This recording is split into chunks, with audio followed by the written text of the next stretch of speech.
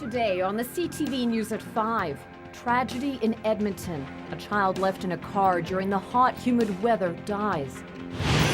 Plus, Alberta hits an electricity record. Why some Lethbridge homes were left without power. And the Southern Alberta Summer Games kick off in Taber.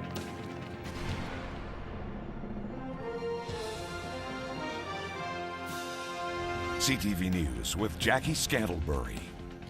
Good afternoon. A warning from fire and police tonight after a heartbreaking tragedy in Edmonton.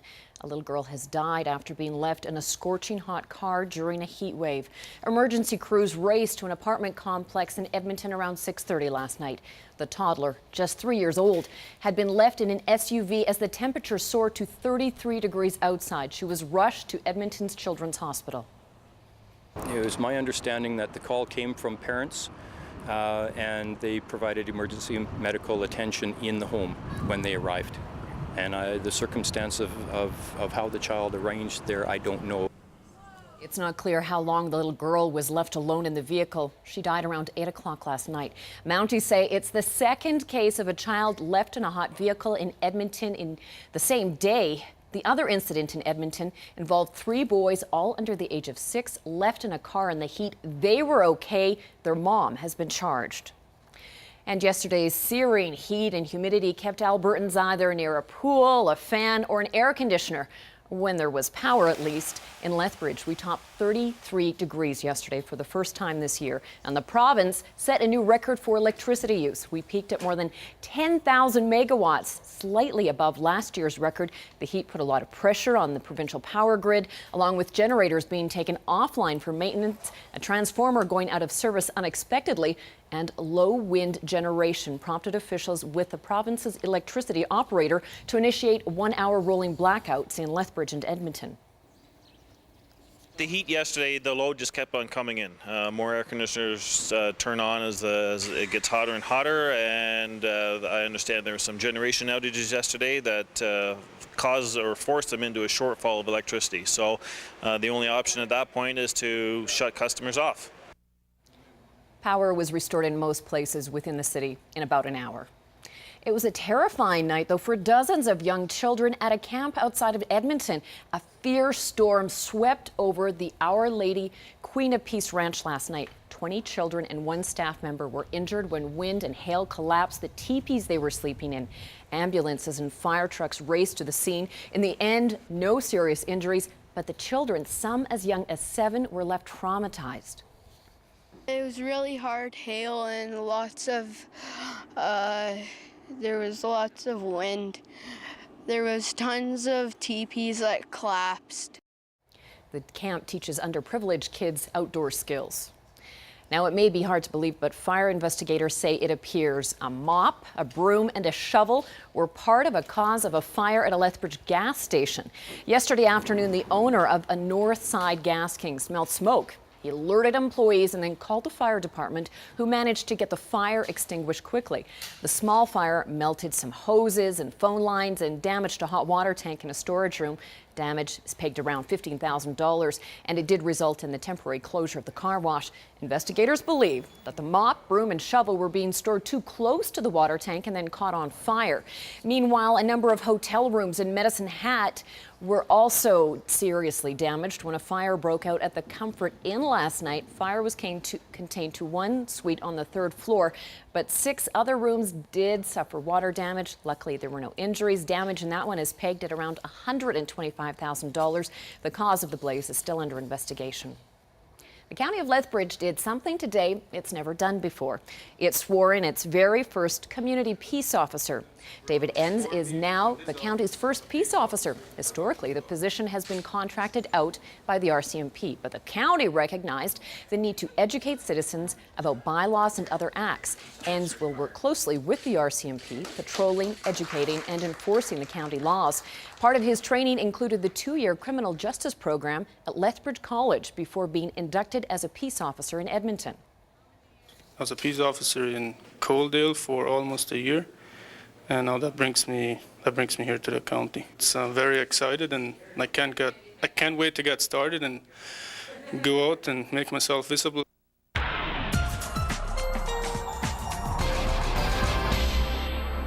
Okay, Dory, tonight it's going to be a lot better for sleeping. That cooler weather that we're seeing is actually pretty nice. Yeah, and it's welcomed by a lot of people, Jackie, who just can't take that heat and humidity that we had yesterday. And certainly over the next few days, temperatures a little more reasonable for this time of year. And we're now in behind a cold front. So we've got a cooler air mass, a little bit of cloud cover, and certainly not the humidity levels that we were looking at yesterday. And that's not a bad thing. I'll have more details coming up in a couple of minutes. Well, stay tuned. Thank you, Dory. People who live in Central High River are finally being able to go back home today as massive cleanups continue. The area west of 13th Street Southeast has now been opened, completing the initial re-entry process for homes where the water has receded. Water pumping is continuing in many parts of the town after massive flooding. It's still under a state of emergency and a boil water advisory remains in effect. Meantime, the Mounties have begun returning guns that were picked up during the floods. Now we've got some incredible before and after flood images from Medicine Hat to show you. This is what Athletic Park looked like 8 days ago. It was covered in water up to 8 feet deep. The Medicine Hat Mavericks of the Western Major Baseball League were forced to move to another stadium for the rest of the season. Here, though, is what the field looks like today. The water, it's gone, but the field is covered in a thick layer of silt. Premier Alison Redford stopped to take a look at the facility while touring Medicine Hat today. The Premier also announced that debit cards will be available at Medicine Hat College tomorrow and Friday. The Salvation Army in Medicine Hat reports there are still 170 homes evacuated, and it's anticipated that up to 50 of them will be long-term. Well, after the devastating floods, many businesses are looking for ways to give to those in need. And one business in Lethbridge is doing just that. The Lethbridge Boston Pizza and the Boston Pizza Foundation will be doing something a little different. Both organizations are donating $5 from every medium and large pizza sold tomorrow to the flood relief efforts. Every dollar that is raised by the participating Boston Pizza locations around Alberta will be matched by Boston Pizza International and then given to flood aid in the recovery process. But the flooding across southern Alberta hasn't put a damper on the Southern Alberta Summer Games. Some of the 2,300 athletes are from Medicine Hat, Crow's Nest Pass, and other communities impacted by last week's flooding. Two of the venues were also threatened by flooding on the Oldman River. But as Terry Vaux discovered, everything was in good shape by the time the games got underway this morning in Taber.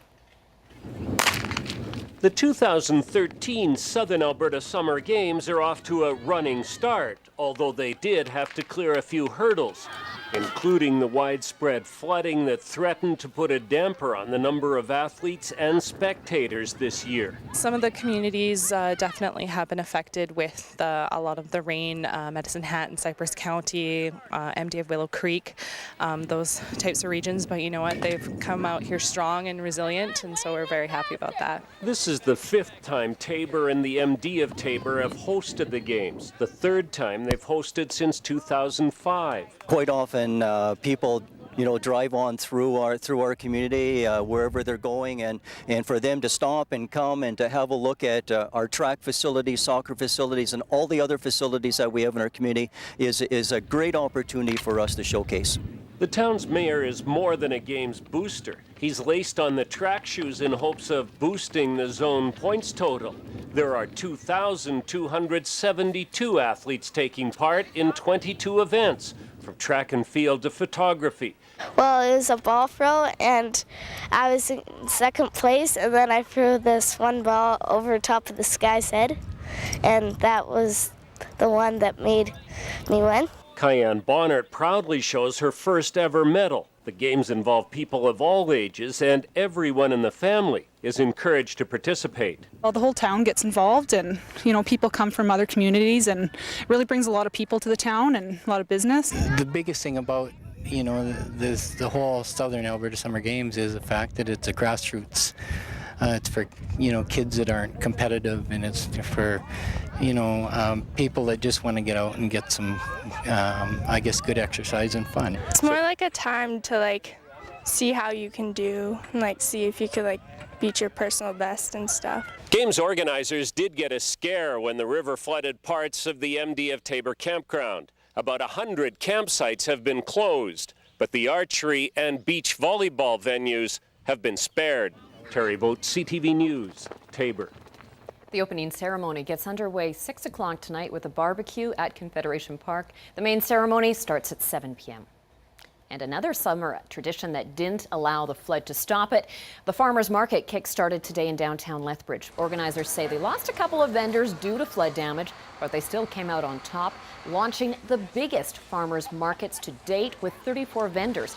It's now in its 7th year of offering locally grown produce, cheese, bread, and even homemade root beer. Exhibition Park and downtown Lethbridge are once again launching this event. And Lethbridge has been put on the map again, making another breakthrough in science. A group of students representing 4 of our high schools competed at the iGEM High School Jamboree, an international competition for youth synthetic biologists. It was held last weekend at the Massachusetts Institute of Technology, or MIT, in Boston. And our students brought home first place, the coveted Green Brick Award. The Lethbridge students stood out for creating a natural and longer-lasting form of oxytocin, a hormone most commonly known for its use in aiding childbirth. It was really exciting to see our students present. They did just so well.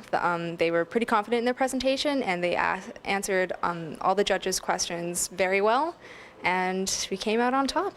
It was a little bit intimidating, but I mean, of course, the judges were pretty good. They asked us questions that, of course, were hopefully in our reach, and so it wasn't as bad as I think everyone thought it would be. Pretty impressive. Over 30 international teams participated in the event. Time now for a look at the day's markets, where the TSX ended on a down note.